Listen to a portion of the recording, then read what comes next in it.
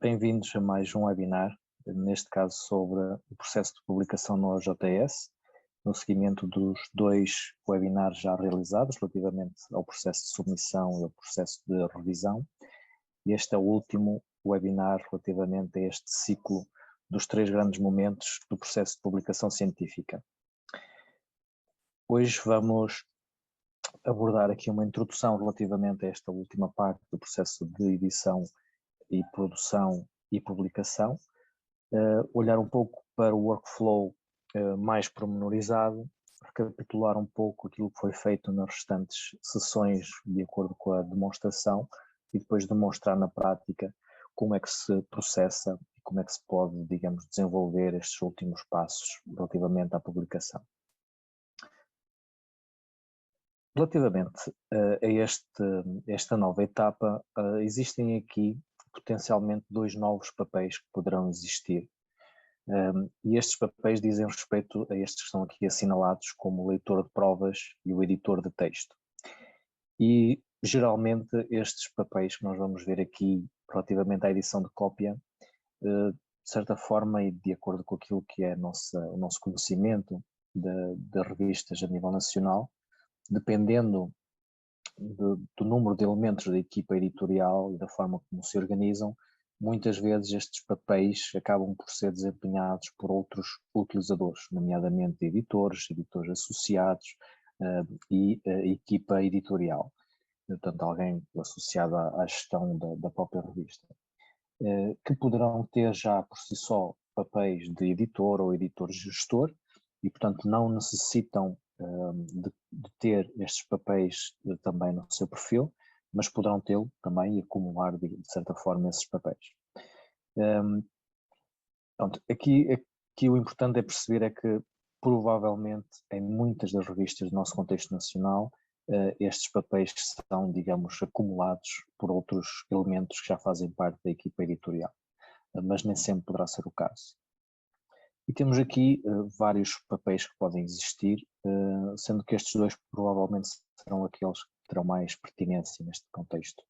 Por um lado, o editor de texto, que é um processo que existe após a validação científica e técnica de um trabalho e que vai olhar para o texto que foi aprovado para ser publicado e que vai rever do ponto de vista da sua estrutura, da parte da forma como as frases são escritas, o estilo poderá ser também alterado, uniformizar de certa forma alguns aspectos relativamente à forma como são escritas, atentar às questões de acrónimos, etc. E, portanto, é uma revisão que não altera de todo a parte, digamos, científica do trabalho, mas sim a parte da forma de escrita desse mesmo trabalho. Depois, temos aqui o leitor de provas, que é também algo bastante importante, na medida em que vocês terão que garantir no final que aquele PDF que vocês têm e vão disponibilizar publicamente tem tudo aquilo que estava inicialmente, digamos, aprovado, que as imagens estão no sítio correto, que as referências estão no sítio certo, que são referências certas e não estão trocadas com outra publicação, etc. Portanto, poderá haver aqui, digamos, um trabalho final de análise e revisão de todo este trabalho que é desenvolvido pelo leitor de provas. Portanto, além destes papéis, poderão existir vários outros papéis que poderão também intervir neste momento, mas eu diria que estes serão os dois principais que estão associados à revista. Relativamente aos processos, recordar que nós focamos aqui esta formação nestes três momentos, da submissão, revisão e hoje vamos focar mais o processo da publicação. E neste processo da publicação nós basicamente temos dois grandes momentos, ou seja, após o processo de revisão e após a aceitação do trabalho para publicação, existe aqui uma revisão dos textos dos trabalhos, que é o ponto 7 neste esquema. Depois temos aqui uma parte que poderá ser muitas vezes desenvolvida até por uma empresa externa que tem a ver com a maquetização e a composição dos trabalhos, que poderá ser em formato PDF ou noutro formato qualquer de publicação, e depois há uma leitura das provas e uma verificação final dos trabalhos. Portanto, isso é, digamos, um momento de edição para o processo de publicação e quando se fala aqui de publicação já é num contexto público, externo. E, portanto, isso é o ponto 10 que vamos também analisar aqui, em que, além de publicarmos o número de acordo com aquilo que foi feito anteriormente no momento da edição, poderemos também depois desenvolver uma série de outras atividades. Olhando para isto de outra forma, temos aqui estes três mesmos momentos, com depois aqui na parte da publicação, esta parte que é a revisão final dos textos, a conversão para os formatos, poderá ser PDF, HTML, JSXML, EPUB ou outros, e depois a parte da publicação e de divulgação por si só. Recordando um pouco aquilo que já foi feito, no momento de submissão, teríamos que olhar para a questão das instruções, a checklist de submissão, depois da submissão validar a informação que foi recebida da parte do autor e preparar a parte da revisão, sendo que depois o editor inicia esse processo para escolher os revisores. No momento da revisão é importante nós termos toda a informação daquilo que são os formulários, instruções aos revisores, a definição e configuração dos prazos, etc. Definir também o tipo de revisão por defeito da própria revista, ter alguma relação entre aquilo que são as secções e os editores de secção, caso exista, identificar, selecionar os revisores para associar os trabalhos, depois acompanhar todo esse processo de revisão e depois temos finalmente a decisão editorial. No caso da decisão editorial ser favorável, então aí seguimos para que no momento da publicação se consiga garantir a versão final do texto que foi aprovado da parte, digamos, científica, acompanhar a formatação e maquetização dos trabalhos com uma empresa ou localmente com alguém ou a própria equipa, também poderá ser. Poderemos ter depois, além da formatação num dos formatos, que poderá ser, por exemplo, o PDF, poderemos ter depois disso uma conversão para outros formatos de publicação que poderão estar também disponíveis e depois a parte da publicação.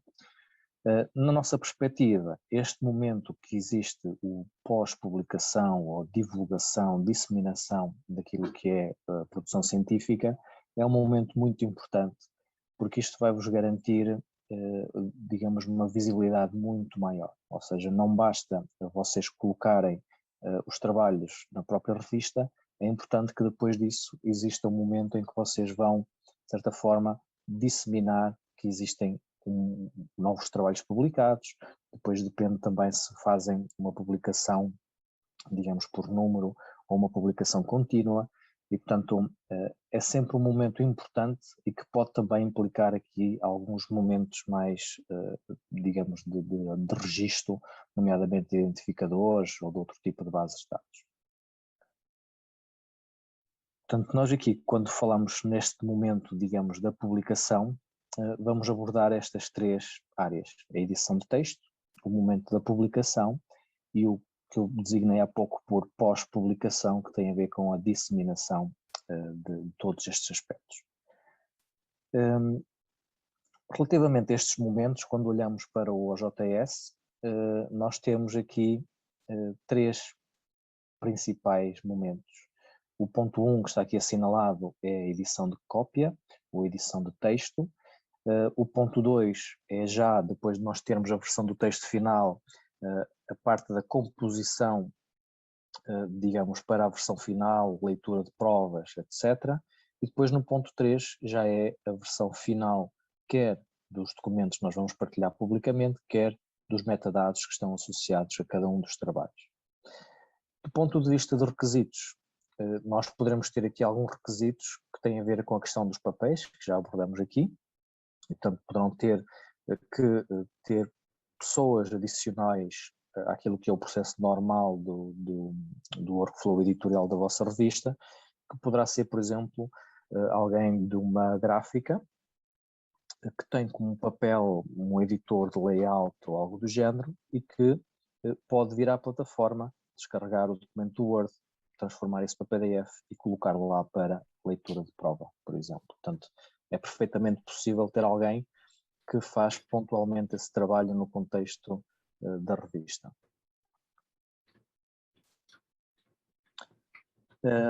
Outro aspecto que poderá ser também interessante é vocês disponibilizarem na biblioteca de submissão eventuais templates, documentações, instruções, etc., para todo este processo, quer de leitura da prova final, quer da forma como deve ser feita a análise do texto, quer seja, por exemplo, templates para versões do PDF ou outros.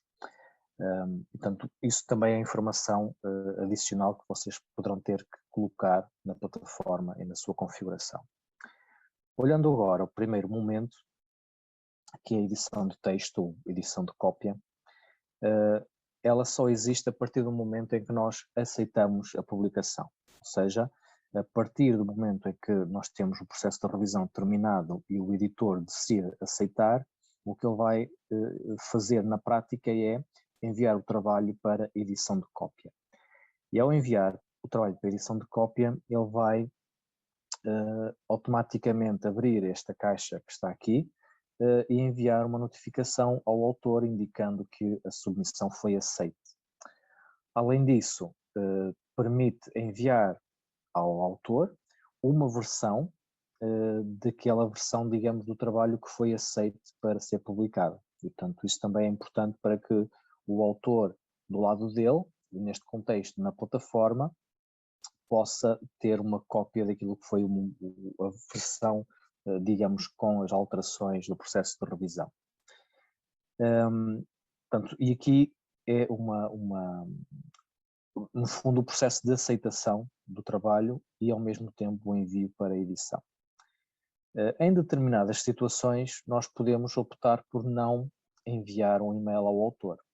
Eu diria que não será uma boa prática, num contexto normal, portanto é importante que o autor tenha noção, consciência de que o seu trabalho foi efetivamente aceito e que tenha uma notificação no seu e-mail relativamente a esse processo.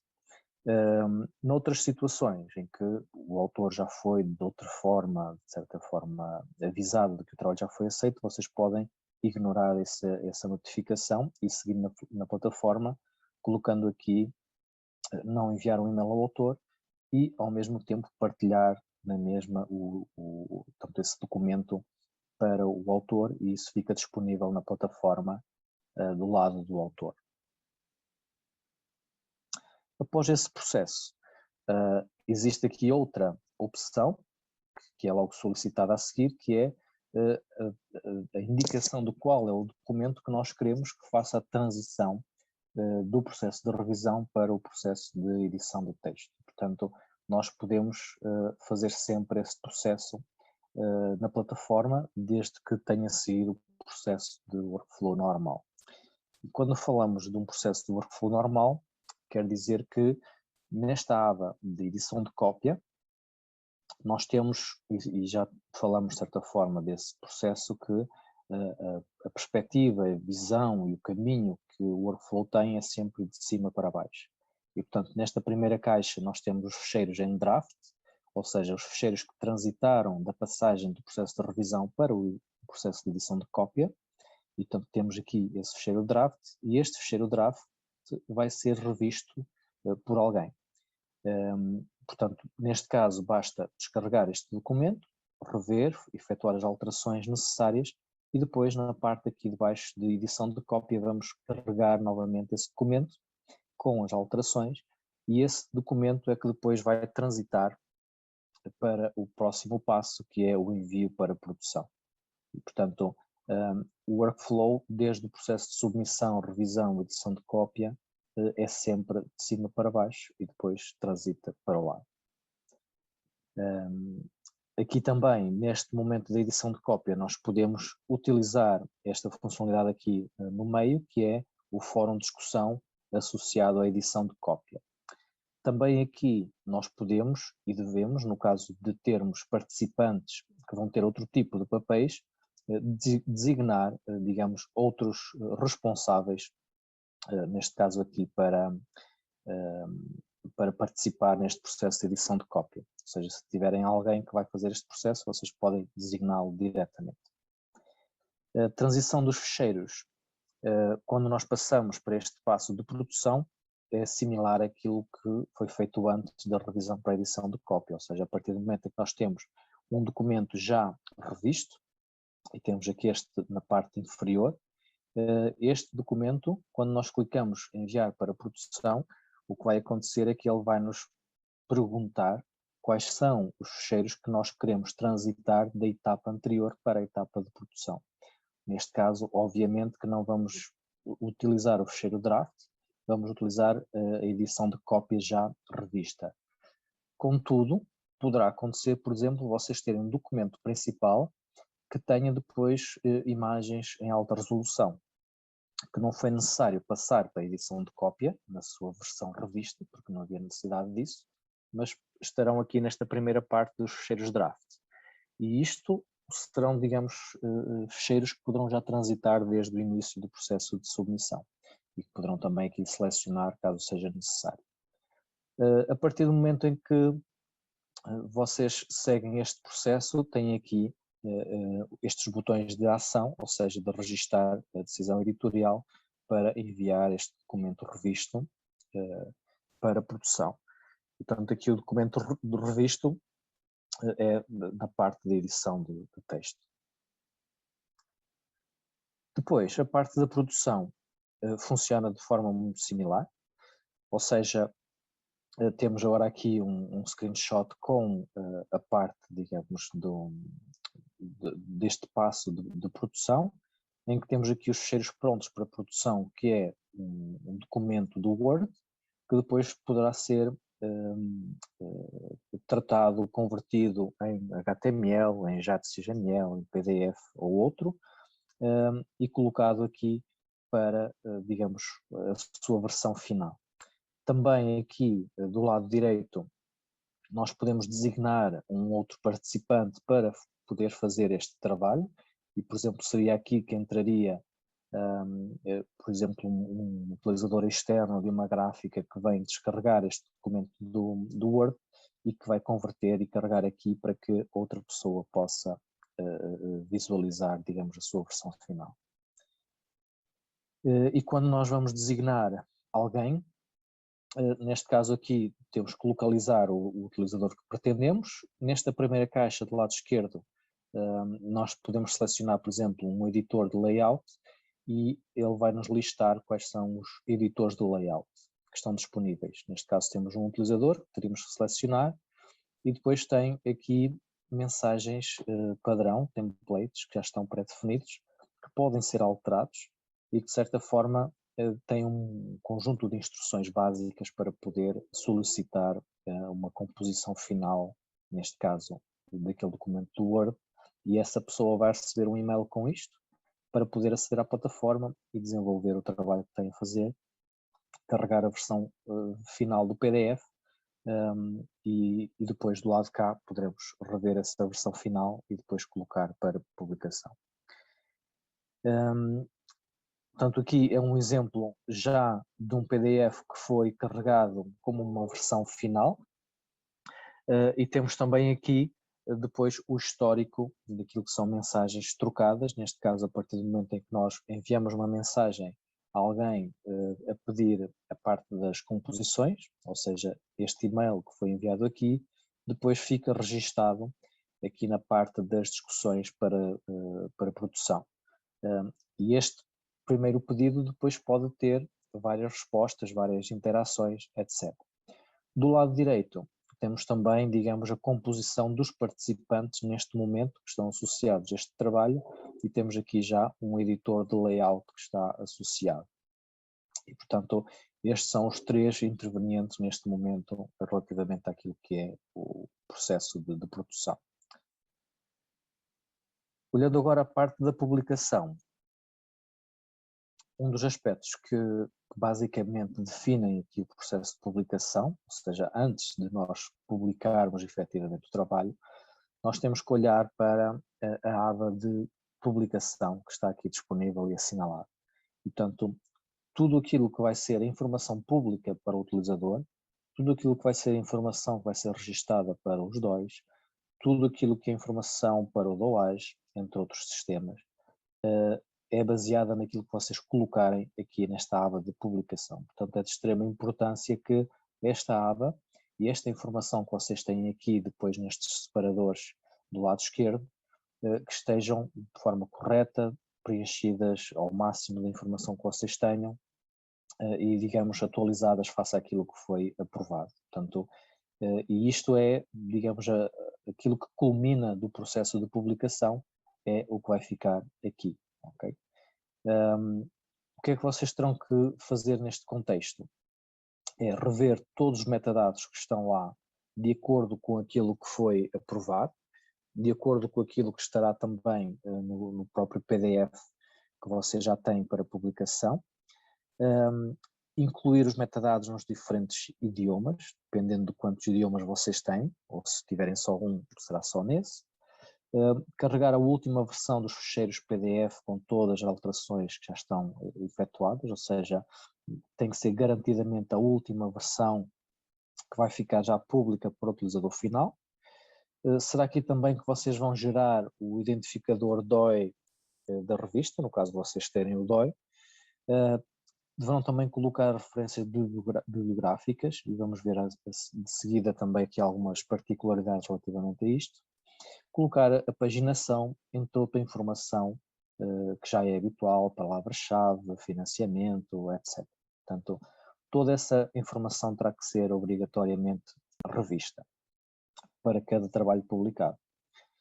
Um aspecto que, de certa forma, pode ser desenvolvido ao longo do tempo e que está intrinsecamente ligado a esta parte é a gestão dos números. Portanto, e isso é algo que vocês podem fazer a qualquer momento, é independente daquilo que é o workflow dos trabalhos em si, mas que vos permite, por um lado, criar edições futuras, onde vocês vão colocar o número que querem publicar, colocar já uma informação básica relativamente a esse número, ou seja, temos aqui um exemplo dos dados da edição.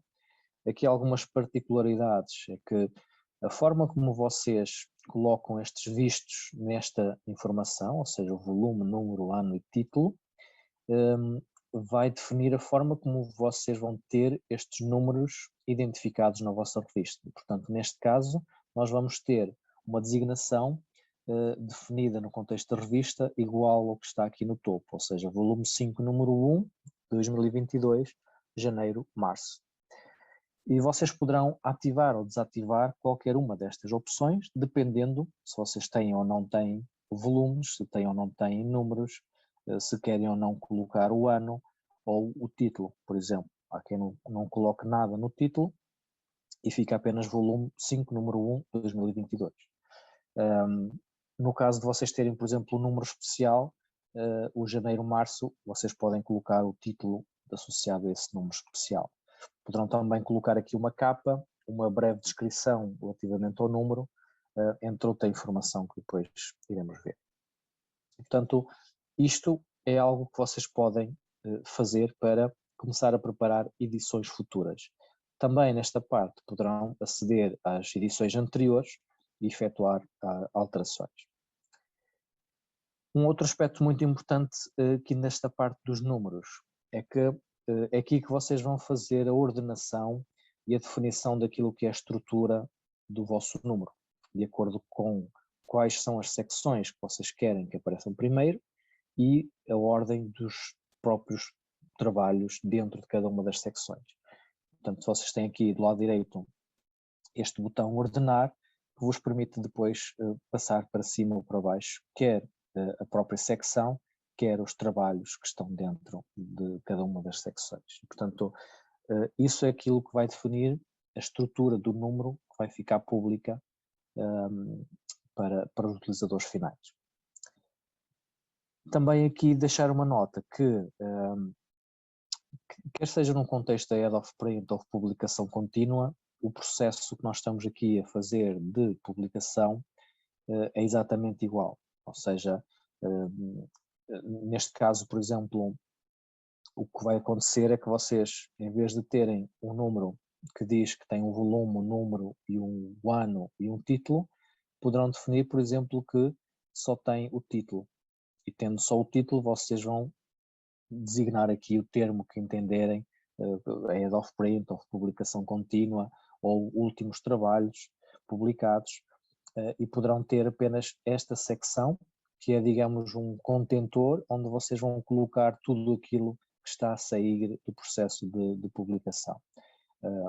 Neste contexto, em head of print ou num contexto de publicação contínua. Portanto, é exatamente a mesma coisa, utilizam apenas o título.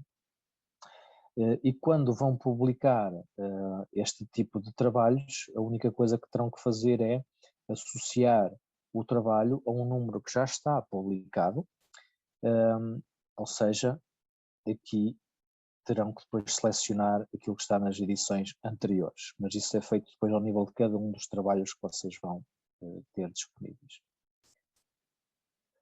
Pronto, depois deste processo de publicação, e esse processo de publicação é importante que vocês considerem que um trabalho só fica público a partir do momento em que o número onde ele foi associado está também ele público, ou seja, neste caso aqui eu posso associar um trabalho a este volume 5, número 1, 2022, mas enquanto eu não clicar neste botão que diz aqui publicar edição, esse trabalho não vai ficar disponível. Contudo, se eu tiver um número que já está publicado e eu associar um trabalho a um número já publicado, ele fica automaticamente público. Um outro aspecto, que é, a partir do momento em que eu clico no botão de publicação, o que acontece a seguir é que nós vamos ter que, obrigatoriamente, fazer o registro do DOIs.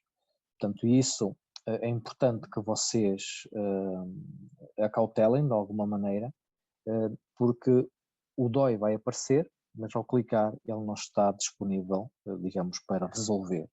E, portanto, isso vai fazer com que, se alguém utilizar esse DOI não vai funcionar enquanto não for registado numa entidade, numa empresa de registro de DOIs, como seja, por exemplo, a DataSite ou a Crossref. Também aqui no contexto dos DOIs, existe um serviço agora a nível nacional que é gratuito e, portanto, podem enviar um e-mail para doi@recap.pt no sentido de poderem aceder ao serviço.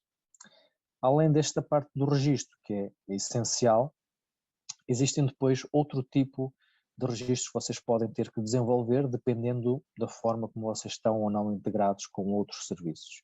E pode ser, por exemplo, o registro dos trabalhos que vocês têm também no DOAS, que é bastante comum, ou em serviços de preservação digital, ou outros qualquer serviços externos que vocês tenham que integrar, quer através da plataforma, quer através de outros formatos, digamos assim, ou outros processos. Portanto, isto vai variar de revista para revista. Há alguns contextos em que o próprio OGTS tem plugins que facilitam de alguma maneira esse processo, noutros, como por exemplo pode ser a integração com o Cielo, não existe, digamos, algo direto e portanto terá que ser desenvolvido noutro contexto à parte. Um outro aspecto também muito importante é vocês considerarem que, além daquilo que é o ecossistema da vossa revista, ou seja, a partir do momento em que vocês disponibilizam o último número na plataforma, deverão depois também tentar fazer, de certa forma, algum barulho naquilo que são contextos relacionados com aquilo que é a revista.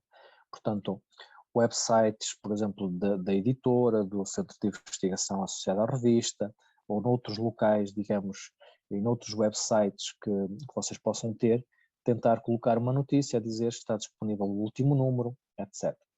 Também é importante que haja aqui alguma inclusão desta informação em newsletters que vocês possam já ter, ou em grupos que possam existir online, etc. Ou seja, onde existe uma comunidade que pode ter interesse naquilo que são os vossos trabalhos publicados na revista, deverão tentar ter aqui procedimentos que podem ser newsletters mensais, por exemplo, que se enviam para sócios, uma newsletter do departamento, do centro de investigação, da escola, da faculdade, etc.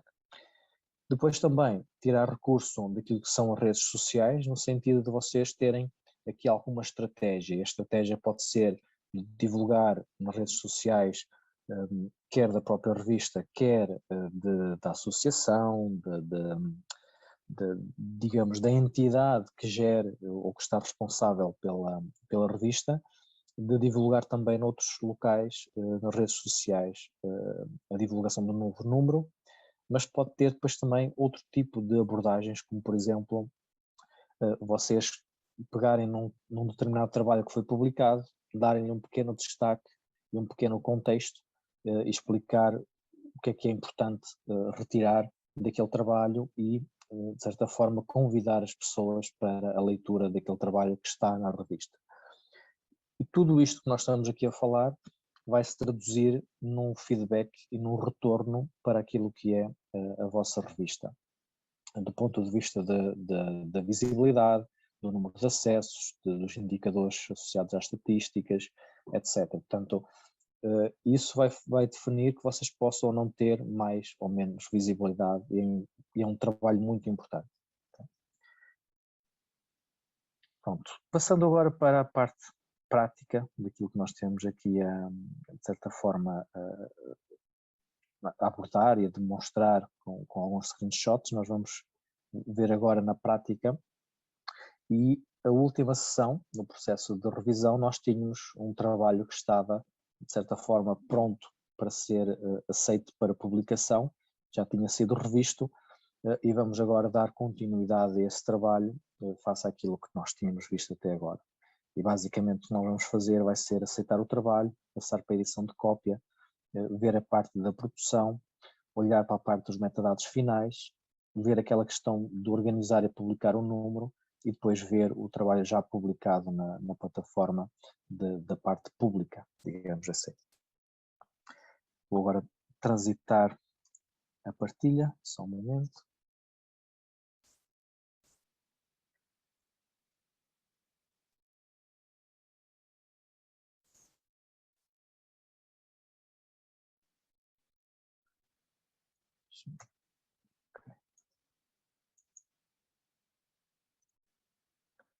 No final vamos ter mais um momento para depois vocês tirarem algumas dúvidas, algumas questões.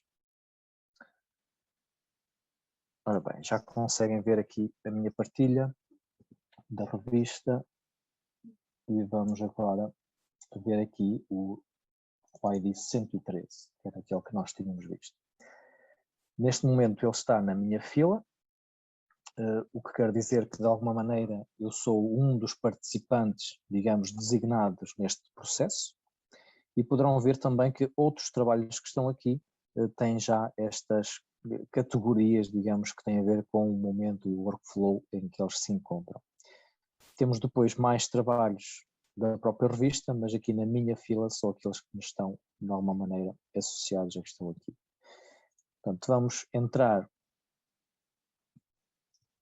neste trabalho e agora vamos aqui do lado direito, nestes menus de opção, digamos, de ação, enviar para edição de cópia, ou seja, aceitar e enviar para edição de cópia para o passo seguinte. Portanto, eu vou aqui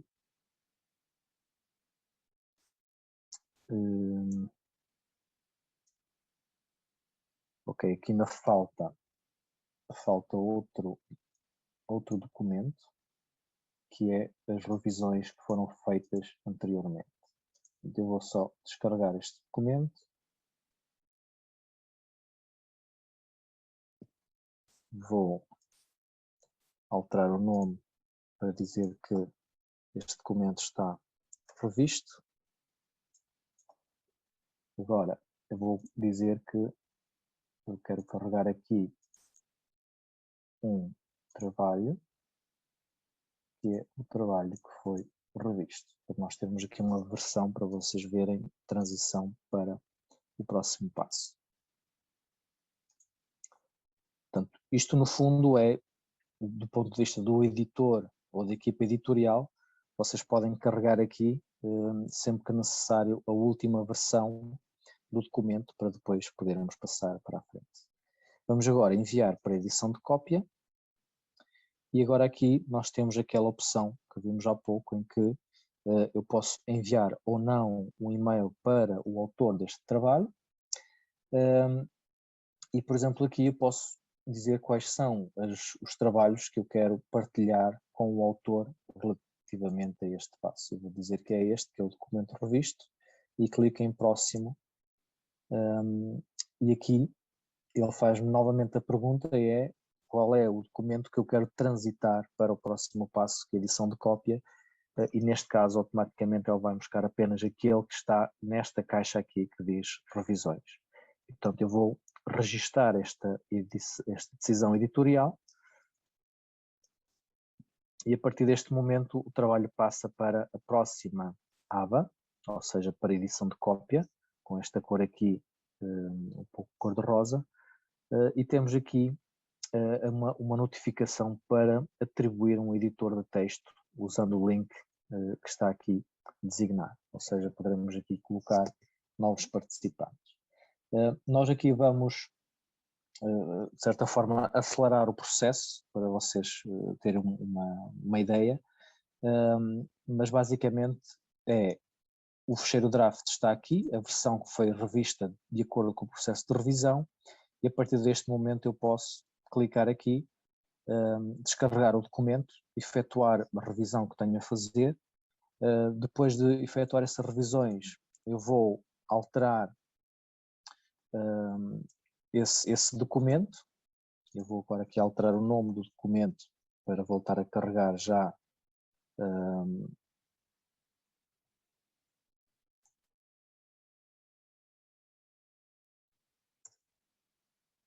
vou alterar o nome para que seja mais fácil vocês visualizarem a versão. E, portanto, se eu for um editor de texto, posso descarregar, alterar o documento e carregar aqui na parte de edição de cópia, ou se eu quiser solicitar que outra pessoa possa fazer isso, então eu tenho que vir aqui à parte designar, indicar aqui, por exemplo, um editor de cópia e depois pesquisar e selecionar esse utilizador. Posso também depois dar aqui mais algum tipo de permissões, neste caso que tem a ver com a edição de cópia, neste caso é o poder alterar os detalhes da publicação, ou seja, a aba dos metadados, ou então, tal como está aqui, a pessoa só vai mexer no texto e não vai fazer mais nada. Okay? Depois tenho aqui a parte dos modelos que estão associados, portanto, modelos de e-mail que estão associados a este passo. E aqui eu posso ou selecionar um dos modelos que estão disponíveis, ou então não colocar nada e ele não vai enviar nada. Okay? Portanto, ou então enviar uma mensagem e eu próprio vou escrever o que é que quero que seja enviado. Esta última é, digamos, o template por defeito que tem um conjunto de instruções associados ao processo de edição de cópia. Portanto, neste caso eu vou clicar em OK e neste momento este utilizador, neste caso a Susana, vai receber um e-mail a indicar que deverá fazer a edição de cópia deste trabalho. Automaticamente aquela mensagem que foi enviada fica registada aqui e pode haver aqui uma interação nas discussões, e aqui o que é importante perceberem é que quer seja a pessoa que vocês solicitaram, quer sejam vocês próprios que estão responsáveis por este trabalho, poderão depois vir aqui e carregar um novo documento já com as versões finais, que é o que eu vou fazer agora. Ou seja, vou carregar aqui em upload de fecheiro, vou selecionar que tipo de fecheiro é e vou agora buscar esse documento já revisto. Vou colocar aqui, continuar e concluir. Portanto, nós temos agora aqui os documentos, neste caso este documento, que é o que eu quero colocar aqui, e ele fica aqui. Portanto, tínhamos um documento que veio do processo de revisão, foi feita uma análise desse trabalho e foi colocado aqui uma nova versão já com a revisão da edição do texto. E aqui agora seguimos o passo que vimos há pouco naquela seta que é, ok, agora enviamos para produção. O envio para produção, nós podemos enviar uma notificação ao autor, isso é facultativo nesta fase, diria eu, ou seja, o importante é o autor saber que o trabalho foi publicado e ele sabe que num determinado período de tempo irá ser também disponibilizado publicamente. Estes momentos podem ou não ser, digamos, solicitados para que o autor tenha uma notificação. Em todo caso, na parte da plataforma, quando ele aceder à plataforma, vai estar lá a informação de qual o passo em que ele está. Portanto, neste caso, nós não vamos incomodar mais o autor com mais um e-mail, vamos seguir aqui o nosso trabalho. E também nesta fase ele vai nos perguntar quais são os ficheiros que nós queremos enviar para o processo de produção, e como eu falei há pouco, nós poderíamos ter, por exemplo, aqui nos ficheiros de draft uma imagem ou duas, selecionar essas imagens e selecionar também este, que é o documento, digamos, que tem as revisões da edição de texto. E portanto eu vou agora registar e passamos para a produção. Na parte de produção, o processo é exatamente o mesmo, ou seja, nós temos aqui uns ficheiros prontos para produção, neste caso num formato em docx. Nós podemos aqui solicitar alguém para efetuar, digamos, algum tipo de trabalho, pode ser, por exemplo, um editor de layout, que neste caso temos aqui também a Susana e funciona exatamente da mesma forma, ou seja, nós temos aqui um template para solicitar a preparação dos ficheiros finais, com toda a informação, e podemos solicitar isso, neste caso, digamos, ao designer, digamos, que possa estar associado para fazer o PDF. O designer vai receber este e-mail, poderá depois aceder à plataforma, aceder a esta parte aqui, clicar aqui para descarregar este documento do Word, usar a aplicação que ele vai entender para desenvolver, digamos, a parte da edição e depois carregar aqui uma nova versão. Portanto, nós vamos aqui já carregar uma nova versão, que vocês podem aqui usar isto, ou seja, que é, se é uma versão do documento existente, e neste caso vão dizer qual é o documento que querem substituir, ou então se não é uma versão, uma revisão do ficheiro existente, então vai colocar um novo trabalho. Neste caso, depois também selecionam que componente é que está associado, portanto geralmente será o texto do artigo, mas poderá haver outras. E depois vamos então carregar aqui o PDF final, digamos, que será, digamos, a versão maquetizada, que pode ser feita pelo designer ou, no caso da equipa editorial receber estes trabalhos por e-mail, pode depois colocar aqui e a partir daqui também fazer algum trabalho de revisão final do próprio PDF. Ou seja, nós podemos novamente vir aqui, designar alguém, por exemplo, um leitor de provas, e depois solicitar a esse leitor de provas que possa fazer aqui uma tarefa editorial ou outra coisa qualquer, digamos, de acordo com aquilo que vocês entenderem. Okay? Portanto, há aqui alguma flexibilidade sempre para que vocês possam vir aqui, nos participantes, vir aqui remover alguém, digamos, daquilo que era a sua responsabilidade, e acrescentar outras pessoas neste momento, até vocês terem o PDF, digamos, final para ser publicado. A partir do momento em que vocês têm este tal PDF na sua versão final, e vamos aqui falar apenas de PDF, poderia ser outro formato qualquer, vamos clicar aqui em agendar para publicação.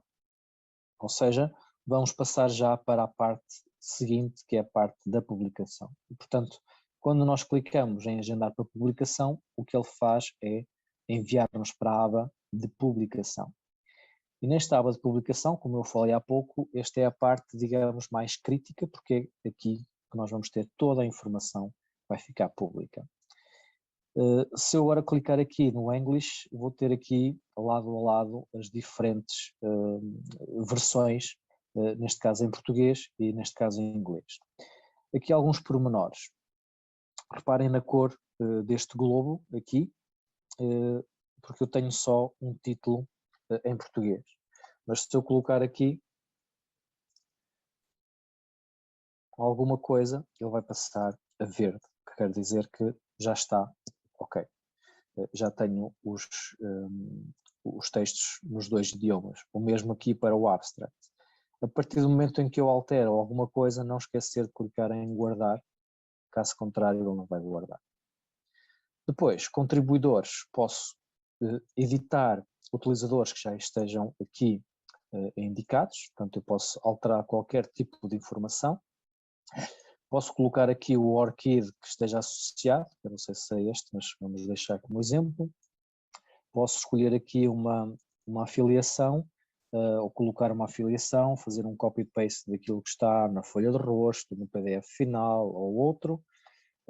Aqui a parte da biografia geralmente não é utilizado, mas pode ser utilizado como um complemento àquilo que é a afiliação, mas a afiliação é o mais importante porque é enviado no contexto do DOI e noutro tipo de registros, e portanto é importante que esteja, enquanto que esta aqui é facultativa. Depois temos aqui o tipo de papel que este colaborador tem, neste caso é autor. Temos aqui a parte do contacto principal para correspondência, no caso de ser o autor de correspondência, e esta última opção é se queremos colocar este colaborador nas listas de navegação, que neste momento ainda não existem de uma forma pública por defeito, digamos assim. É possível aceder a uma listagem de todos os autores da revista, contudo, basta ter uma afiliação distinta e ele duplica essa informação, ou seja, é algo que poderá vir a aparecer em breve, que é uma listagem de autores baseada, por exemplo, no seu ORCID, ou em algum tipo de curadoria já mais avançado. Mas convém que vocês deixem esta opção ativa no caso de serem autores, digamos, utilizadores normais. Portanto, nós podemos aqui editar qualquer autor da publicação ou então clicar aqui e adicionar novos autores que possam estar em falta, etc. Portanto, seguindo sempre o mesmo processo. Depois, a parte dos metadados, aqui em alguns campos nós temos sempre esta opção de ter aqui, por exemplo, neste caso as palavras-chave, convém usar aquilo que nós também já tínhamos dado como indicação, vocês terem os termos separados, ou seja, o termo 1 estar separado do termo 2, isso acontece, por exemplo, como está aqui, se eu começar a escrever, por exemplo, tag, ele vai automaticamente sugerir-me palavras-chave que já tinham sido incluídas aqui. E, portanto, neste caso eu coloquei tag, ele sugere-me estas 4 e eu vou selecionar aqui tag 2, por exemplo.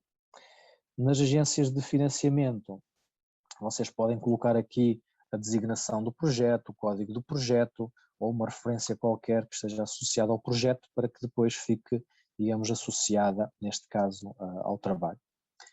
Clicamos em guardar. Aqui nos metadados vocês poderão ter mais alguns elementos dependendo da configuração que vocês têm na revista. Nas referências bibliográficas é importante que vocês tenham em consideração que se esticarem de alguma maneira esta caixa, que não haja quebras de linha, ou seja, por vezes o que pode acontecer é isto.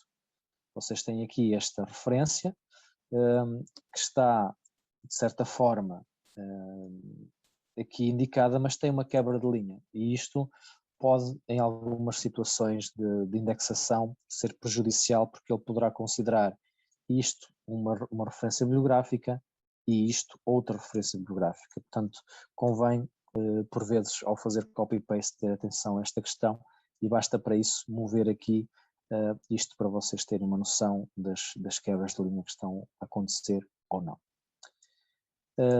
Outra dica também é, por exemplo, deixarem um espaço entre cada uma das referências para garantir que elas não ficam misturadas e que possam ser consideradas, digamos, duas como uma única referência ou algo do género. Sempre que vocês fizerem algum tipo de alteração, clicar sempre em guardar. Ao nível dos identificadores, podemos ter aqui uma opção de designar um identificador, caso ele não esteja ainda atribuído. Muitas vezes ele já fica aqui pré-definido, eu vou clicar em designar e com base naquilo que é a configuração que eu tenho definida, ele vai criar a estrutura automaticamente e vai, digamos, associar este DOI a este trabalho. Também no DOI é importante que vocês considerem que poderão antecipadamente saber qual é o DOI que está atribuído a cada um dos trabalhos, olhando para este identificador, neste caso 113, que é o mesmo que nós temos aqui. E, portanto, esta é uma estrutura fixa. Poderá, em algumas situações, se vocês utilizarem no próprio DOI, o volume, número, ano, vai variar de acordo com essas variáveis que estão associadas, mas poderão sempre saber antecipadamente qual é o DOI e, com isso, por exemplo, colocar já o DOI no próprio PDF no passo anterior. Okay? Portanto, vamos guardar. Aqui, para publicação, nós vamos adicionar o formato final público para publicação, e neste caso nós temos que voltar a carregar.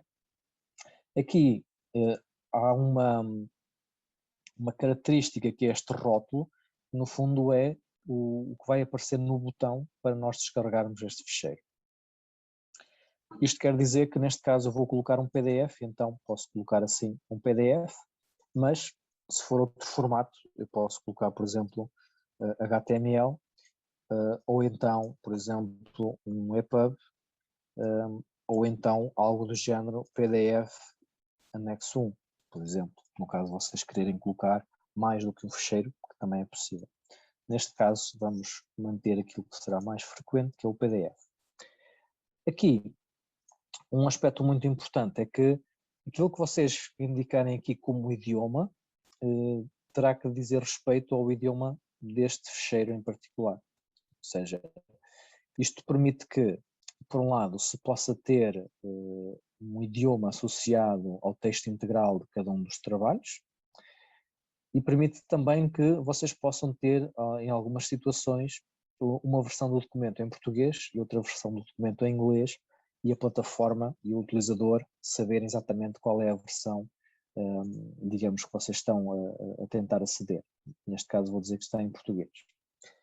Uma outra possibilidade que vocês têm é, no caso daquilo que vocês estão a colocar aqui, como publicação, não estar disponível na própria revista, ou seja, ser um vídeo que está de forma externa no YouTube, num canal que vocês tenham, num website separado. Se for um dataset, por exemplo, de dados de investigação que possa estar num repositório de dados externo, portanto, vocês podem vir aqui e dizer que este PDF ou este anexo ou esta informação não vai ser carregada aqui, mas está disponível num URL remotamente. Okay? Na maior parte dos casos, não será necessário porque vocês vão carregar aqui o próprio documento. Então eu vou dizer aqui, guardar esta informação, e ela a seguir pergunta-me que tipo de componente eu quero carregar. Neste caso é um texto do artigo. Eu vou carregar já o PDF final. Vou clicar em continuar, continuar, e está adicionado. E a partir deste momento nós temos aqui um PDF. Se eu quiser acrescentar outros formatos, ou outros documentos, ou outros anexos, faço exatamente a mesma coisa, ou seja, venho aqui adicionar um formato que vai ficar disponível para publicação e posso, por exemplo, colocar aqui um EPUB, por exemplo, ou outra coisa qualquer, e carrego o documento e ele também fica aqui disponível. Depois temos aqui permissões de divulgação, isto tem direito portanto, tem a ver com aquilo que é a informação que já está parametrizada ao nível da própria revista, e portanto ele vai assumir informação por defeito, mas vocês poderão, para cada um dos trabalhos, alterar depois esta informação. Portanto, aqui não vamos fazer nada. Depois aqui a parte importante, que é a parte da edição. Temos aqui a primeira parte, já vamos ver a seguir, mas além disso temos qual é a secção a qual está associado este trabalho. Se vocês ativarem as categorias, podemos aqui indicar ou alterar as categorias em que queremos que este trabalho fique disponível. Colocar eventualmente uma capa associada apenas a este trabalho, e portanto não é uma capa do número, é uma capa que fica apenas associada a este trabalho. Também não é muito comum, mas há algumas situações em que é utilizada uma imagem, por exemplo, associada ao trabalho como uma capa para esse trabalho. Aqui a parte da paginação, que terá que ter uma estrutura deste género. E depois, se vocês quiserem ter uma data de publicação diferente daquilo que poderá ser a data de publicação do número, poderão vir aqui e colocar a data. Okay?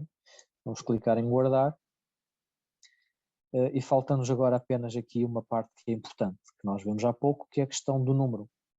Portanto, eu vou clicar aqui agendar para o número e ele vai me perguntar aqui qual é o número que eu quero. E neste caso nós temos aqui duas categorias. Edições anteriores, que já estão publicadas, e as edições próximas, que são aquelas que vão ser ainda publicadas. No caso, por exemplo, de vocês terem este trabalho que esteja em head of print ou em publicação contínua, teriam que ir buscar aqui uma das edições anteriores, já publicada, e associariam esse número, portanto, este trabalho, esse número já publicado. Neste caso, nós vamos seguir aquilo que poderá ser ainda o padrão, que é colocar num número que ainda vai ser publicado. Já vamos ver a seguir. Portanto, este. Vamos guardar. E de certa forma este trabalho fica pronto, digamos, para ser publicado. Temos aqui agora uma informação de que temos tudo o que é necessário para publicar e que este trabalho irá ser publicado quando este número for publicado. Portanto, vamos agendar e o DOI será este que está aqui. Pronto. E vamos confirmar, agendar para publicação e está feito. Automaticamente, este trabalho vai passar do momento de publicação para a parte de agendado, ou seja, ele está pronto para ser publicado e já está associado a um determinado número. Podemos ver aqui já nesta etiqueta. Este trabalho de forma individual pode ser pré-visualizado, ou seja, basta clicar aqui e vamos visualizar como é que isto está aqui publicado e, portanto, vocês antes ainda de publicarem isto poderão ver aqui o número e regressar aqui novamente à publicação.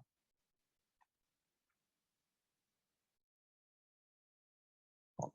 Vamos aqui voltar à lista das publicações e automaticamente aquele trabalho vai desaparecer do workflow ativo, ou seja, ele já não está aqui nas minhas designações, nem está aqui na parte do workflow ativo, ele já passou para o arquivo, ou seja, ele já está aqui definido como um agendado. Okay?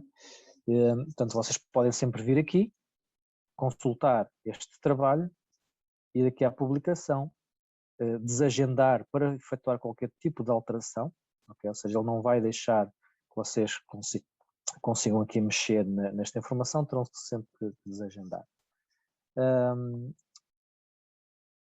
O próximo passo será vir aqui à parte dos números. Nos números nós temos aqui já dois artigos que estão associados a este número. Eu vou clicar aqui para ver as várias opções que tenho. Posso pré-visualizar este número. Neste caso vamos pré-visualizar o número e não o artigo em si. Então, vamos aqui mostrar, ou seja, antes de publicar, nós podemos ter uma noção de como é que isto vai ficar. Se, por exemplo, nós aqui temos a paginação, mas neste número não temos, então temos que voltar lá e colocar a paginação. Vemos que tem aqui documentos, poderia faltar um documento, então teríamos que ir adicionar essa informação e, portanto, isto nos permite-nos algum controlo, mesmo antes de nós publicarmos efetivamente o número. Para organizar o número, clicamos em editar e temos aqui o tal sumário. Aqui é onde eu posso ordenar aqui e passar, por exemplo, este para primeiro e este fica em segundo e concluído e ele fica, de certa forma, reorganizado de acordo com aquilo que eu indiquei. Para mudar as secções, é exatamente o mesmo processo, só que em vez de vir aqui ao trabalho, eu venho à secção e arrasto a secção, mas neste caso só temos uma, não podemos fazer grande coisa. Depois temos aqui os dados da edição, que já tínhamos visto há pouco, onde nós podemos definir a forma como queremos que ele seja consultado. Podemos carregar para aqui uma capa que vai ficar depois publicamente também disponível. Temos aqui uma possibilidade ainda, que é de carregar um PDF completo de todo o número. Isto tem algumas vantagens, tem algumas desvantagens, é que Hoje em dia, a gestão e a granularidade dessa gestão das publicações científicas é feita ao nível do trabalho em si.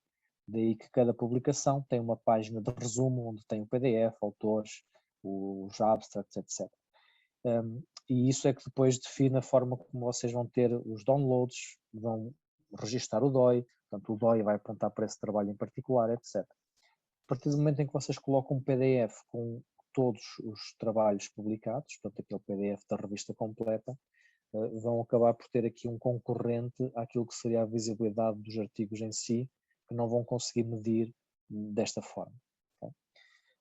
Aqui a parte dos identificadores permite-vos ter um DOI associado ao número em si, ou seja, além de terem um DOI para cada um dos trabalhos, podem ter também um DOI para o número, se bem que no contexto daquilo que é a referenciação bibliográfica, isso tendencialmente é utilizado mais no contexto do número em si, do trabalho em si e não do número. Pronto, com isto revisto, nós podemos fechar e vir aqui e publicar esse número. Podemos pré-visualizar, como já vimos, e agora clicar aqui em publicar. Esta parte aqui é muito crítica. Tem aqui uma opção para enviar um e-mail sobre o novo número que está a ser publicado, associado a todos os utilizadores registados nesta revista. Isto, obviamente, que poderá ser muito útil, mas para isso vocês terão que ter um serviço de e-mail parametrizado para que possa enviar grandes quantidades de e-mails sem ser considerado como spam.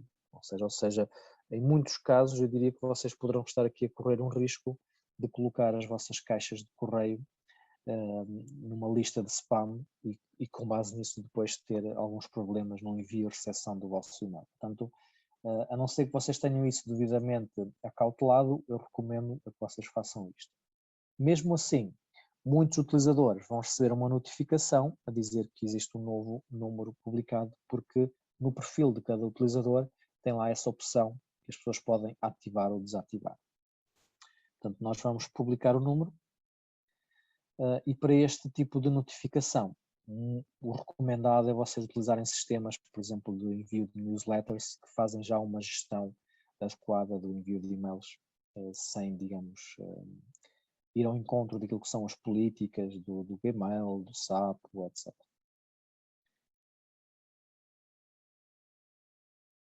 Portanto, nós agora vamos ver a parte pública da revista, já deve estar, que já está aqui publicada. Neste caso não colocamos uma capa, mas se tivéssemos colocado uma capa ela apareceria aqui. Temos aqui a data de publicação. A data de publicação pode ser alterada se vocês editarem agora o número, ok? Portanto podem ir lá e alterar esta data. Por norma ele assume a data em que vocês publicaram o número.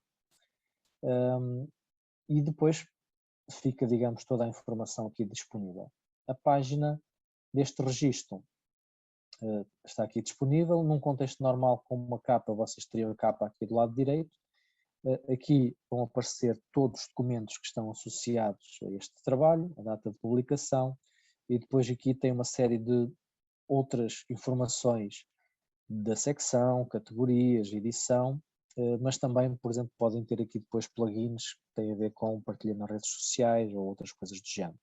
Alguns indicadores também, indicadores estatísticos, que neste caso aqui para já não temos, mas, por exemplo, no dia a seguir poderão começar a aparecer aqui alguns dados de acesso.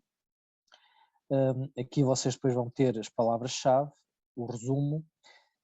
Isto vai ser alterado de acordo com o idioma que vocês têm. Portanto, se eu colocar isto agora em inglês, aqui o termo 1, termo 2 vai passar para tag 1, tag 2 e o abstract para inglês, sendo que o resto mantém-se, contudo, tudo o que são menus, opções que vocês têm aqui, passou tudo para inglês.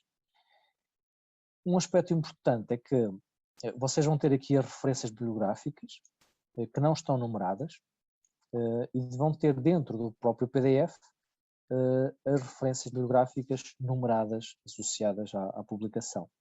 E aqui a diferença está no facto destas referências bibliográficas serem utilizadas pelos motores de pesquisa, como por exemplo o Google Scholar, para fazer a referenciação entre este trabalho e aquilo que está a ser aqui referenciado. Okay?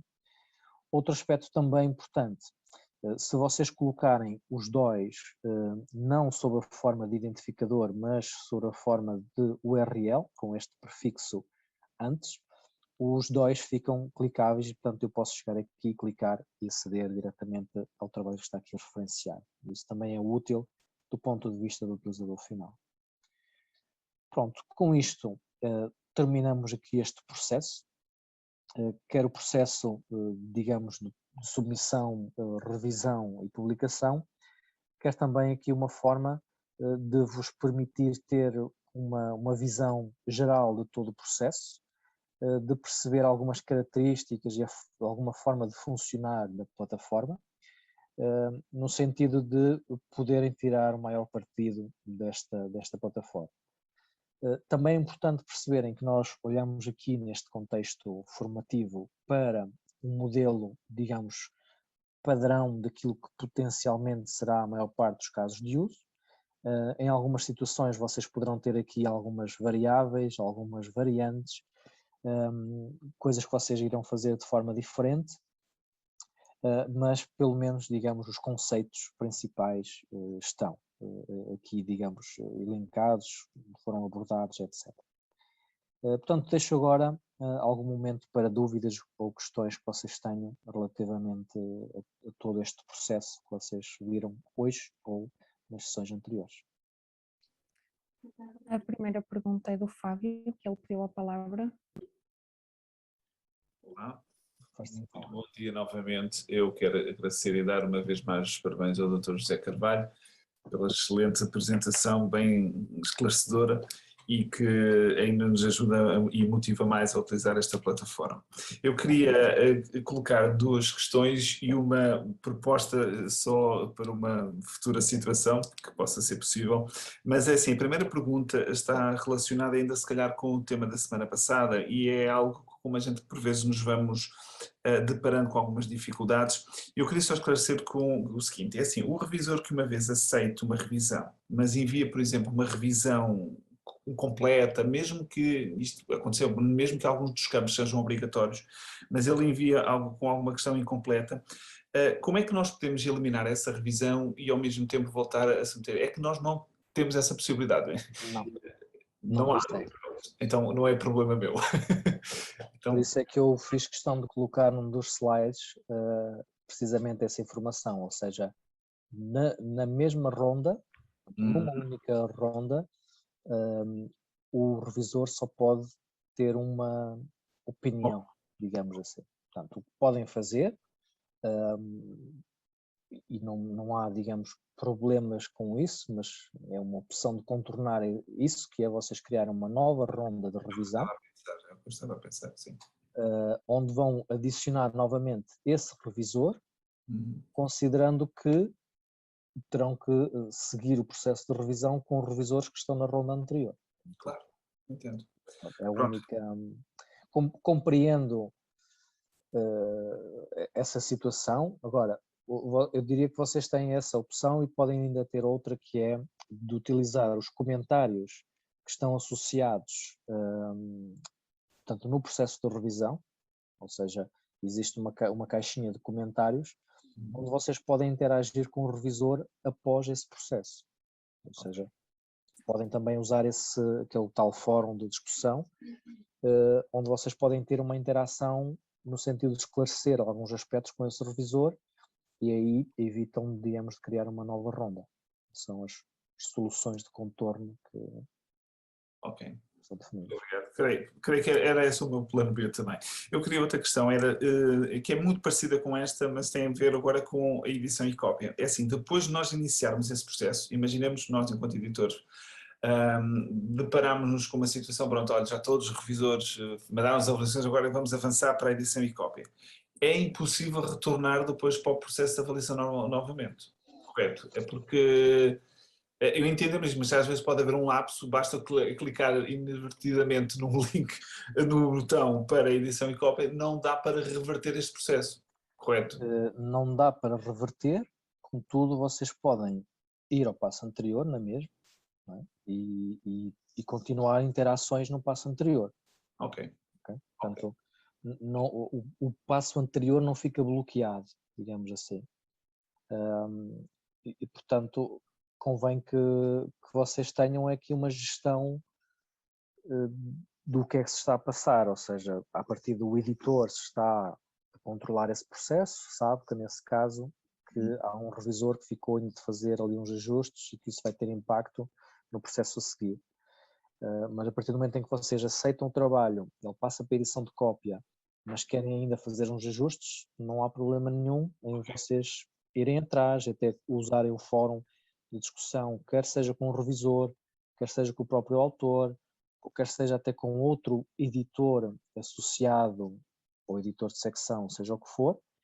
Portanto, vocês têm sempre essa flexibilidade de ir atrás, de interagir e depois de dar continuidade quando vocês assim o entenderem. Ok, perfeito. Eu queria só então terminar com uma sugestão. Eu peço desculpa se esta sugestão que eu vou dar já foi feita algum outro webinar antes, mas não tive conhecimento, mas de qualquer forma eu gostei e apreciei imenso esta forma como foi organizada estas sessões de webinar e se calhar uma sugestão para uma possível futuro webinar sobre a parte da gestão das páginas do website mesmo através do OJS. Se poderia ser uma boa ideia para nós padronizarmos alguns campos, se calhar uma sugestão futura que eu deixo para vocês e queria aproveitar então para despedir-me e agradecer imenso por todas as informações muito úteis que vocês prestaram. Muito obrigado. Obrigado, Fábio. Nós vamos apontar essa sugestão. A próxima questão é da Susana, que pergunta, diz que tem um registro DOI na Crossref, se podem mudar para o serviço gratuito RECAP. Sim, podem, contudo o serviço do RECAP tem portanto, um contrato que terá que ser assinado, tem um conjunto de cláusulas, digamos, que estão relacionadas com boas práticas, mas sim, podem fazer, no caso de ter portanto, o DOI na Crossref, o que acontece é que vocês vão manter o mesmo prefixo do DOI, há um processo de migração que tem que ser feito junto da Crossref e da DataSite, mas isso a equipa de gestão do serviço trata disso. Portanto, vocês conseguem manter esse mesmo DOI. Os trabalhos que anteriormente foram registados na Crossref terão que ser registados novamente ou atualizados novamente no contexto já da conta da DataSite, mas depois haverá instruções também para isso. A única questão que vocês poderão ponderar é que, a partir do momento em que passam para a DataSite, já não podem usufruir de determinados outros serviços que vocês possam ter na própria Crossref, e portanto terão que ponderar apenas essa questão, mas a resposta é sim, é possível, nestes moldes que eu indiquei agora. A próxima questão é da Márcia, que diz que no caso do ficheiro final para publicação ser bilingue, português e inglês, qual a melhor opção de idioma a selecionar na secção para publicação? Portanto, no final vocês selecionam sempre o idioma associado ao documento que estão a carregar. A partir do momento em que vocês carregam 2 documentos, o documento que estão a carregar em português vão selecionar o português e quando carregarem o documento em inglês vão selecionar o inglês, ou seja, o idioma fica associado ao documento em si, que é aquele componente do texto do trabalho, digamos assim. Okay. Peço desculpa. Força. Se puder, porque eu afinal não me expliquei como deve ser. No caso, o documento é um documento único bilingue, ou seja, em que numa coluna tem português e a outra coluna é inglês. Nesse caso, vocês devem escolher uma opção. Pronto, que será, digamos, eu diria que a versão original, não a versão traduzida, ou seja, se ele foi escrito inicialmente em português e depois traduzido para inglês, vocês devem escolher português. Pronto. Isto é uma questão simplesmente de norma. Agora, também podem ponderar, deixar de fazer isso e começar a colocar em 2 documentos, por exemplo, separados. Ok, obrigada. Nada. A próxima questão é da Carla, que pergunta, diz que se bem entendeu, não é possível então agendar os artigos no momento em que são aceitos, só é possível fazê-los após a produção do PDF final? Não, os trabalhos podem ser agendados para um determinado número a qualquer momento. Nós aqui fizemos apenas para efeitos, digamos, de demonstração daquilo que poderia ser um possível workflow.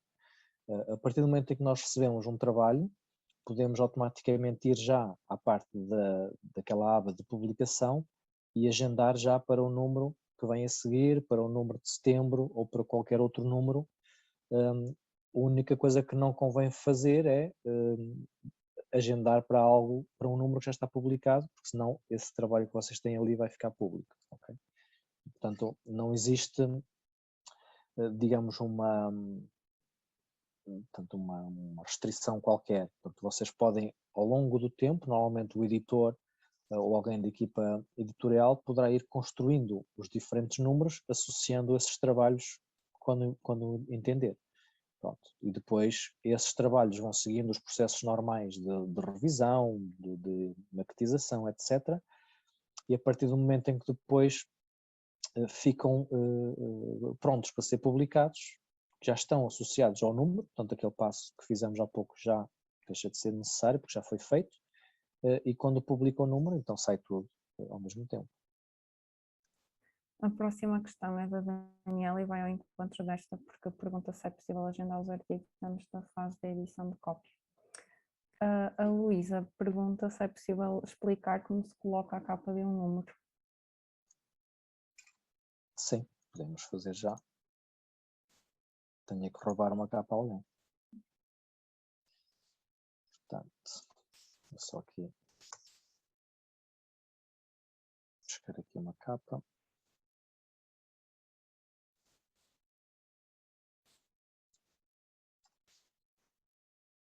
Ok, então vou aqui partilhar novamente. Vou até partilhar o ecrã todo. Ok, portanto, nós, por exemplo, aqui podemos ir buscar até um número que já foi publicado. Portanto, nós podemos sempre editar ou despublicar um determinado número que tenha sido publicado, mas que alguma coisa que não correu bem, vocês querem despublicar, basta vir aqui às edições anteriores. Mas clicamos aqui em editar. E aqui, novamente, no issue data, está em inglês, mas é igual. Vamos aqui ao coverage image. Podemos ir buscar o fecheiro a partir daqui do upload file, ou então ir buscar uma capa e arrastar para aqui, largar, e ele carrega para aqui a capa. Depois, clicar em save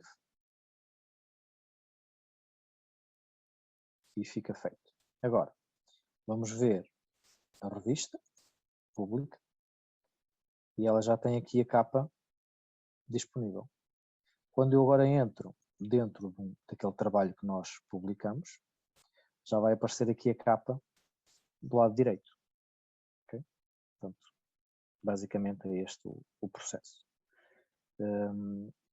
Já agora, qualquer alteração que vocês queiram fazer, por exemplo, nomeadamente aqui a data, podem vir aqui e alterar também, ou outra informação qualquer. O Nuno Martins também queria fazer questões. Nuno? Sim. Bom dia. Antes de mais, os parabéns pela apresentação e pela esta terceira sessão, que é super útil, quer para quem já está mais identificado com isto ou não, que é o meu caso. Portanto, gostaria de colocar 3 questões. A primeira tem a ver com as imagens dos artigos. Há pouco, quando mencionou a parte de transição para o design e que, portanto, para fazer a composição gráfica do artigo, referiu que no DocX, portanto, no documento doc, estariam as imagens. A minha dúvida é se essas imagens poderão também, ou existirão, à parte em ficheiros JPEG, uma vez que na maior parte das vezes para composição em programas de edição vetorial, etc., é necessário ter as imagens à parte para as utilizar. Sim, eu diria que depende um pouco daquilo que é a prática da revista, daquilo que são as necessidades do próprio designer.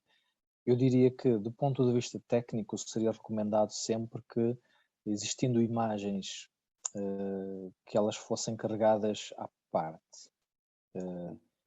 Isto porquê? Porque a imagem dentro do Word poderá sofrer alterações. Basta, por exemplo, alguém tentar colocar uma moldura, um efeito qualquer do Word que vai estragar logo a imagem e torna-se complicado reutilizar. Se for uma imagem que fique num tamanho relativamente grande no Word e que depois essa imagem é diminuída para aquilo que vai ser a maquetização final, também não há grande problema.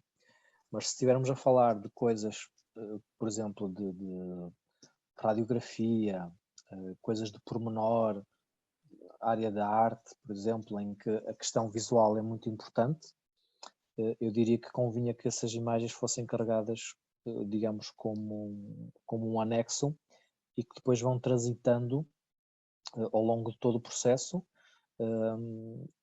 ou se não transitarem, que pelo menos ficam disponíveis para depois no final serem utilizadas. Ou seja, posso aqui partilhar só para vocês terem uma visão concreta e particular disso, que é, eu vou despublicar este número para irmos buscar aqui ao trabalho de exemplo. E agora eu posso vir aqui, por exemplo, editar este número e posso vir aqui a este trabalho e clicar aqui em Submission e vamos direto para este trabalho. Só para vocês também ficarem aqui com esta possibilidade. Quando nós aqui na parte da submissão temos estes ficheiros de submissão, nós aqui podemos ter uma imagem. Eu vou carregar aqui uma imagem. Portanto, isto não é uma revisão de um ficheiro e nós temos aqui os componentes. Estes componentes podem ter aqui, por exemplo, uma das opções que nós tínhamos visto que existe aqui é uma imagem. Neste caso não está configurada, não interessa, nós vamos usar aqui Other. Pronto. E eu vou buscar aqui esta capa que há pouco tínhamos e vamos dizer que isto é uma imagem. Eu vou carregar e ela vai ficar aqui disponível. Esta imagem depois pode ter por si só uma descrição também, pode ser um objeto que nós vamos colocar uma data, um idioma, alguma coisa se nós acharmos que seja relevante. Neste contexto não é relevante, portanto podemos continuar. E vamos ter aqui basicamente um ficheiro do Word que fica junto com uma imagem. Portanto, esta imagem, vocês também podem depois simplificar, e isto depois convém ver nas instruções dos autores, por exemplo, vocês podem solicitar que todas as imagens utilizadas na publicação que sejam enviadas num documento zip. Ou seja, compactam um documento com 5, 10, 15 imagens e fica aqui um ficheiro zip com imagens. Pronto. Podem não usar isto no processo de revisão, podem não usar isso no processo de copy editing. Convém que solicitem ao autor que as imagens fiquem também no próprio documento de submissão, ou seja, na submissão o documento do Word que tenha lá dentro as imagens, mas que vocês tenham uma cópia dessa imagem sem qualquer tipo de alteração, digamos num ficheiro à parte. Pode ser um ficheiro zip ou a imagem de forma individual. Depois, quando chegarmos à parte da produção, vocês podem chegar aqui e dizer ao designer, ok, vou carregar aqui o ficheiro do zip com as imagens, ou neste caso uma imagem que vai ser necessária, vou colocar aqui a mesma, e quando por exemplo alguém da equipa de maquetização for aqui, já vai ter o documento do texto final e vai ter as imagens que lhe estão associadas. Pronto. Estes documentos, no caso, poderão transitar já desde aqui do início, se nós quisermos ir fazendo aquela passagem dos documentos de um lado para o outro. Ou então apenas fazer depois esta passagem daqui do início, que é a informação enviada pelo autor no início da submissão, e depois pegar essa informação e colocá-la aqui na versão final para que o designer possa ter uma imagem em alta resolução que possa incorporar no PDF, que esse PDF deverá também ter, digamos, uma resolução já adequada, Caso contrário, não vale a pena vocês terem este trabalho de colocar as imagens e ter esta atenção toda com imagens, se depois o PDF que é produzido no final não tem qualidade, ok? Portanto, convém que haja esta definição deste workflow das imagens desta forma. O PDF final, eu diria que um artigo à volta de 10, 12 páginas, deverá ter ali entre 2, 3, 4 megas no máximo. Pronto. Aqui também convém depois vocês terem um balanço entre aquilo que é a qualidade do PDF e das imagens que lá estão versus o tamanho daquilo que o utilizador depois vai descarregar. Porque se vocês colocam um PDF que tem 400 megas, já vai tornar um pouco mais complexo, digamos, a consulta e o acesso ao documento, em alguns contextos. E nem toda a gente, por exemplo, tem internet de qualidade, com largura de banda, etc. Ou seja, para muitos isso ainda é um luxo que não existe. Olhando a nível global, claro. Ok. Esclarecido. A segunda questão tem a ver com os DOI. Eu perdi-me um bocadinho na explicação e, portanto, quando fez o exemplo da atribuição do DOI ao texto, fiquei sem perceber se aquele código, portanto, aquela formulação que o DOI tem, se é gerada automaticamente pelo próprio software. Isto porquê? Porque fiquei a pensar, no caso de uma revista que tem, por exemplo, um contrato com o RECAP, em que portanto, já tem a raiz já pré-definida. Sim. Eu explico. Ok. Vocês têm aqui, eu vou passar isto para português, que é mais fácil.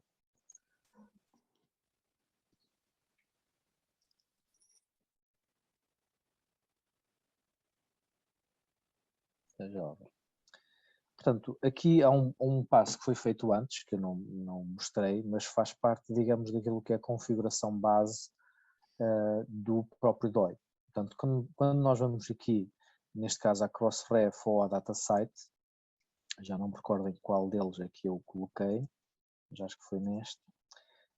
Existe aqui algumas configurações que já estão definidas e existe a parte da definição da estrutura do DOI, nas configurações. Portanto, aqui é onde eu digo ao que é que eu quero colocar os DOIs, qual é o meu prefixo, isto é definido pela Crossref, DataSite, etc. E depois aqui, qual é o padrão que eu quero utilizar. Neste caso eu defini este padrão, ou seja, o teste, ponto, e depois este asterisco A. O asterisco A é o identificador para artigos no OJS. Okay?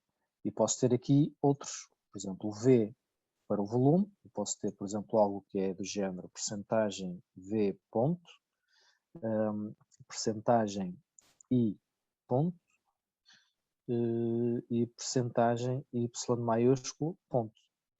E se eu fizer isto, o que vai acontecer é que ele vai colocar teste ponto, o volume, o número, o ano e o número do trabalho, que é o 113.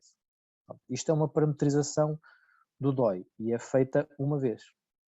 Eu depois guardo essa informação e a partir desse momento, quando eu vou a um trabalho qualquer, ele automaticamente vai atribuir esta estrutura do DOI para todos os trabalhos que eu quiser a partir daqui, ou se eu quiser, por exemplo, reatribuir a todos os que já existem esta mesma estrutura. Mas aqui já é outra área que tem a ver com a gestão da funcionalidade e configuração do DOI. Okay. Portanto, isto é feito uma vez, de acordo com o setup que nós entendermos. Depois, quando vamos aqui à parte aqui dos trabalhos, automaticamente na definição daquilo que é o DOI, ele vai assumir aquilo que está lá definido, que foi aquilo que nós fizemos. Ou seja, aqui na publicação identificadores, ele assume isto. Em determinadas situações, por exemplo, se vocês tiverem uma importação no histórico com uma estrutura de DOIs que vocês tinham antes, vocês podem vir aqui desativar, digamos, e e desagendar este trabalho e colocar aqui o DOI à mão. Também é possível, mas para isso tem que alterar depois as configurações do DOI. Se eu agora clicar aqui, ele vai colocar aquela estrutura de acordo com a configuração inicial que eu tinha. Pronto, basicamente é isso. Okay. Não sei se respondi à questão. Sim, embora continue com uma pequena dúvida. Por exemplo, uma revista que já tenha o contrato com o RECAP no site onde se faz a gestão dos DOIs, ele não poderá ter uma formulação diferente desta? Ou se tiver uma formulação diferente desta, como é que eu insiro esta? Insiro a do RECAP ou insiro... A partir do momento em que vocês têm o prefixo atribuído pela DataSite no contexto do RECAP ou da Crossref, ou seja o que for, não interessa, vocês não precisam de ir ao interface do DOI, fazer nada. Porque após este processo, há depois o registro dos próprios DOIs, que é feito também aqui. Ou seja, vocês não precisam sequer de ir àquele link que é o doi.datasite.org fazer um registro, quer que seja, se vocês utilizarem uma plataforma JS. Se não utilizarem, aí terão que fazer esse processo manualmente. Neste caso, basta vocês fazerem isto. A partir do momento em que o DOI está associado, o trabalho está publicado, vocês depois vêm aqui nas ferramentas. Eu não sei se vamos conseguir fazer, mas vamos experimentar. Eu venho aqui.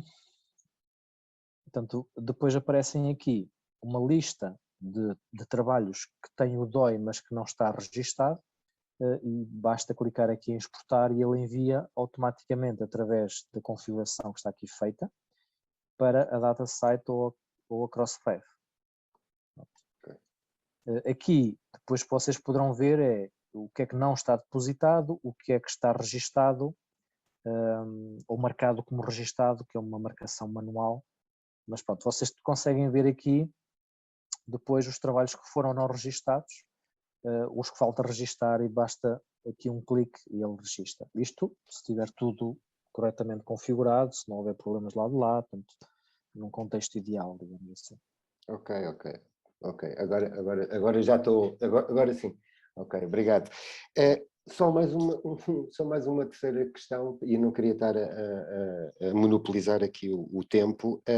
E também é uma coisa muito, eu julgo que a resposta é muito simples.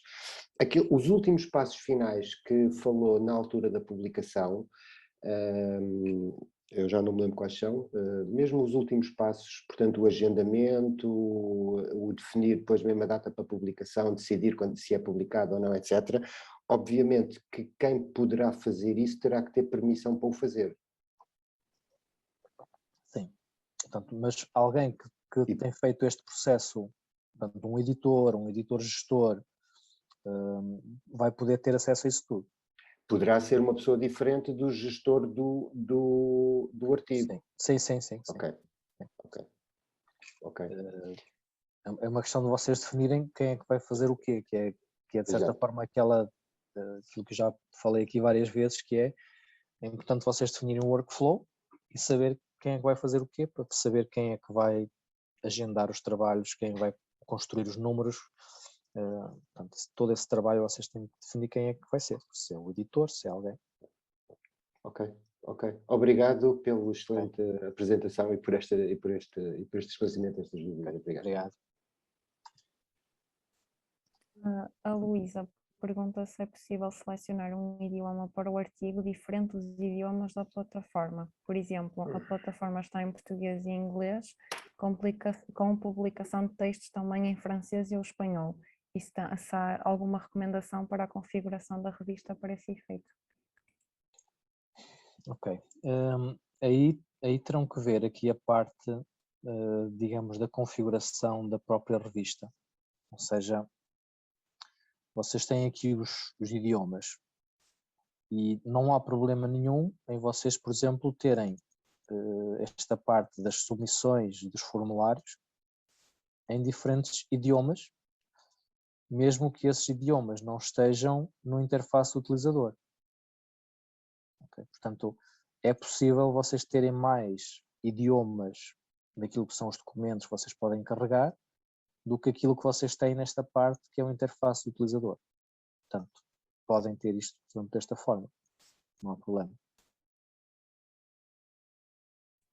A próxima questão é da Maria da Luz, que diz que quando se usa a norma de Vancouver, cada referência em texto é iniciada por um algarismo, que na visualização do formato final este número desaparece da lista de referências e que dessa forma as referências, apesar de terem todos os elementos elegíveis, são visualizadas de acordo com a citação em texto, mas não alfabeticamente. Pergunta: como assegurar a numeração das referências ou porque elas serão repescadas pelo Google?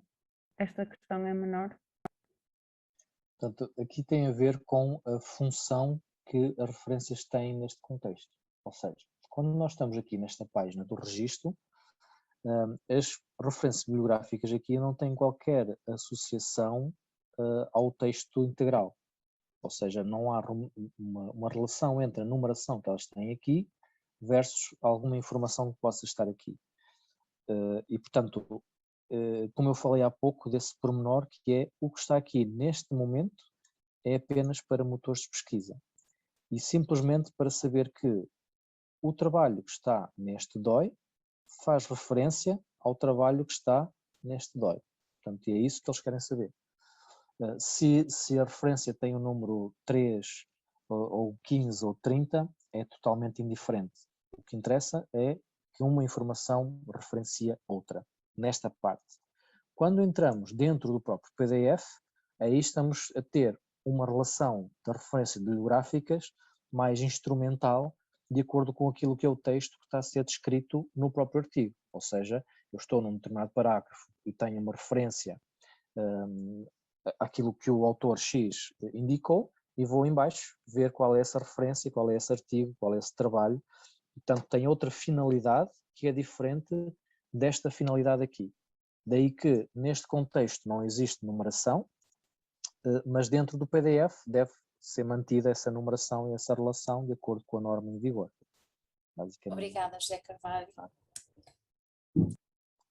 A próxima questão é da Márcia, que diz que pergunta se há alguma recomendação sobre a colocação do número de página de um artigo em publicação contínua. A partir do momento em que utilizam a publicação contínua, ou definem alguma regra que tenha a ver com a paginação, ou seja, os primeiros trabalhos que são aceitos para publicação no contexto de publicação científica assumem a numeração disponível de imediato, ou seja, se em publicação contínua tiver um primeiro trabalho que já tem a numeração do 1 ao 10, o trabalho que vem a seguir vai ter a numeração do 11 ao número que vocês entenderem, de acordo com o número de páginas do artigo. Isso é uma opção. Outra opção é não existir paginação enquanto vocês não fecharem o número. Pronto. Basicamente é isso. O conceito de páginas também é algo que, no caso, por exemplo, em que vocês publicam em HTML, deixa de existir porque não existe, de certa forma, uma página ou um número de páginas associado a um ficheiro HTML que é corrido. Okay? Portanto, é um conceito que tendencialmente vocês vão começar a ver desaparecer, basicamente. Mas em relação à publicação contínua, portanto, são essas as questões. Ok, obrigada. Obrigada pela atenção. A última questão da Clarice, que pergunta se gostavas a dizer ao Nuno se pode aplicar-se aos ficheiros de dados. Não sei se a Clarice quer falar.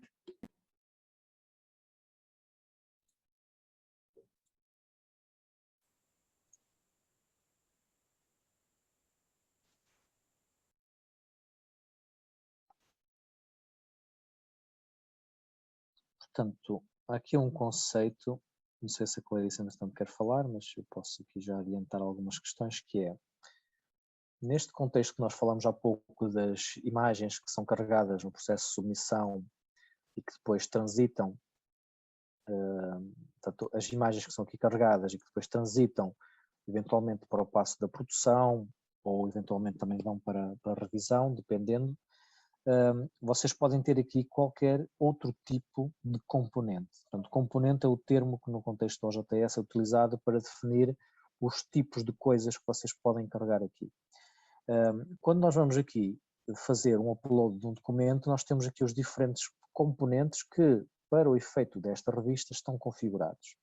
Mas tudo o que está aqui é definido pela gestão da revista, ou seja, eu posso ter aqui um conjunto de dados, um dataset, que pode ser, por exemplo, um ficheiro zip.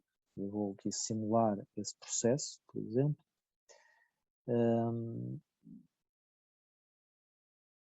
Só.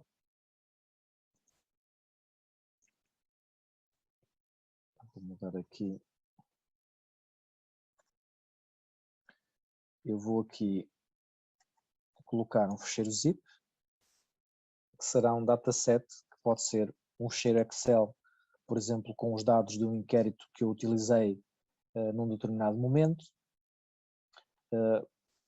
Pode ser um registro de dados, pode ser tudo e mais alguma coisa, digamos, que tenha a ver com aquilo que eu utilizei no contexto da submissão. Ou seja, se eu tenho gráficos que eu utilizei, eu posso ter a mesma informação que está representada no gráfico, mas dentro de um ficheiro CSV, Excel ou outro qualquer, depois dependendo da área temática, em que eu posso colocar aqui este dataset. Quando falamos da questão de dados, dados de investigação e datasets, neste caso, nós podemos ter aqui várias vertentes, digamos assim. Uma parte é algo que vocês colocam aqui e que será necessária, por exemplo, para que o revisor possa simular aquilo que vocês fizeram e seguir os passos que vocês seguiram, no sentido de obter as mesmas conclusões que vocês efetivamente estão a apresentar neste trabalho. Portanto, pode ter aqui uma utilização mais interna desses dados, apenas para validação científica. Pode ter uma outra parte aqui que poderá ser, por exemplo, o editor de produção, portanto o designer, poderá querer, por exemplo, ter os dados em Excel para poder gerar um gráfico mais bonito noutra aplicação qualquer, que não é o Excel ou alguma coisa que o utilizador inicial envia, e que poderá fazer uso, por exemplo, de outra aplicação para esse tipo de representação da informação. E, portanto, pode ter aqui também uma necessidade, digamos, mais para a parte de design e produção. Depois, há uma outra vertente que tem a ver com a possibilidade de se ter associado à própria publicação um dataset que pode estar ou na revista ou num repositório de dados, e é recomendado até que fique num repositório de dados disponível a algures, onde um utilizador final que vai consultar a publicação vai poder ver a publicação e ter uma referência àquilo que foram os dados que foram utilizados para esta publicação. Ou seja, a origem da informação está disponível no outro website e eu posso ir lá, descarregar essa informação, consultar esses dados, reutilizar esses dados, fazer novas publicações baseadas nisso, referenciar esta publicação na minha publicação que eu fiz com os dados que esta mesma publicação utilizou, etc. Portanto, tem já essa vertente de nós ligarmos uma publicação a um conjunto de dados que está disponível, algures, num serviço de repositório de dados. E, portanto, esta questão dos datasets tem aqui diferentes vertentes, digamos assim. Mesmo na parte depois da publicação, nesta parte aqui, vocês podem, por exemplo, ter aqui uma nota adicional, por exemplo, que é o dataset e, por exemplo, aqui sim, colocar uma informação qualquer e vamos, por exemplo, aqui, vamos, por exemplo, ao Zenodo. Não sei se temos aqui um dataset assim. Ok, temos aqui um dataset já. Portanto, eu vou usar, neste caso aqui, posso usar este DOI. Não. Posso usar aqui já isto. Eu vou dizer que este trabalho tem um dataset que está disponível num sítio externo. Vou guardar. E agora eu vou publicar isto. Eu até podia pré-visualizar, mas temos que publicar novamente.